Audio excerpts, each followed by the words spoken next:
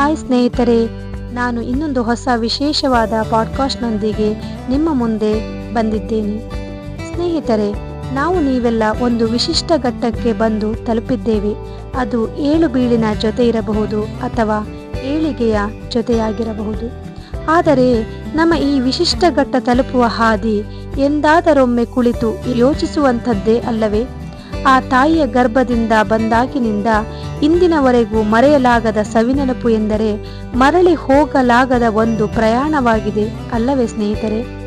ಮಗುವಾಗಿ ಆ ತಾಯಿಯ ಮಡಿಲಲ್ಲಿ ಮಲಗಿ ನಗುತ್ತಿರುವ ಹಸುಗೂಸು, ಅಂಬೆಗಾಲಿಟ್ಟು ಭೂತಾಯಿಯ ಮೇಲೆ ಆ ಸೂರ್ಯನ ಬಿಸಿಲ ಕೋಲನ್ನು ಹಿಡಿಯುತ್ತಾ ಓಡಾಡುವ ಕಂದಮ್ಮ, ಅಮ್ಮನ ಸೆರಗ ಮರೆಯಲ್ಲಿ ಓಡಾಡುವ ಮುದ್ದು ಕಂದ, ಅಳುವ ಧ್ವನಿಯಿಂದ ಅಮ್ಮನ ಕರೆಯುವ ತುಂಟ ನಮ್ಮ ಬಾಲ್ಯ.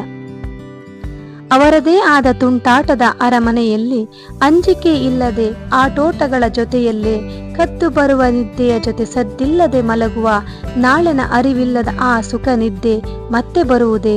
ತಂದೆ ತಾಯಿಯ ಗೋಳು ಗೊತ್ತಾಗದ ಆ ವಯಸ್ಸು, ಮನಸ್ಸು ಬಯಸಿದ್ದೆಲ್ಲವ ಬೇಕೆಂದು ಕೇಳುವ ಹಠಮಾರಿಯ ಸೊಗಸು ನೆನಪಾದರೆ ನಾನು ಹೀಗೇನಾ ಎಂದೆನಿಸದೆ ಇರುವುದೇ ಸ್ನೇಹಿತರೆ? ಮುಂದೆ ಕಾಣದ ದಾರಿಯ ಕೈ ಹಿಡಿದು ನಡೆಸುವ ನಮ್ಮ ತಂದೆ ತಾಯಿಯನ್ನು ಬಿಟ್ಟರೆ ಬೇರೇನು ಯೋಚಿಸಲಾಗದ ಮುಗ್ಧ ಮನಸ್ಸು ನಮ್ಮದಾಗಿತ್ತಲ್ಲವೇ?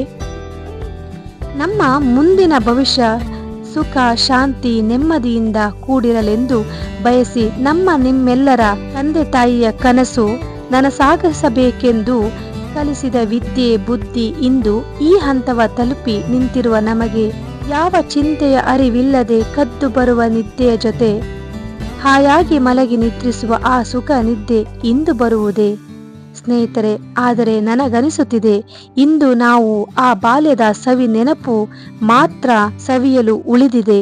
ಮರಳಿ ಹೋಗಲಾರದ ಘಟ್ಟ ಬಂದು ತಲುಪಿದ್ದೇವೆ. ಈ ಒತ್ತಡದ ಜೀವನದಲ್ಲಿ ನಾಳಿನ ಚಿಂತೆಗಳೇ ನಮಗೆ ಕಾಡುತ್ತಿವೆ ಎಂದು ಹೇಳುತ್ತಾ ಇನ್ನೊಮ್ಮೆ ಇಂಥದ್ದೇ ವಿಡಿಯೋದೊಂದಿಗೆ ಮತ್ತೆ ಬರುತ್ತೇನೆ. ನಿಮ್ಮ ಪ್ರೀತಿಯ ಚೇತನ.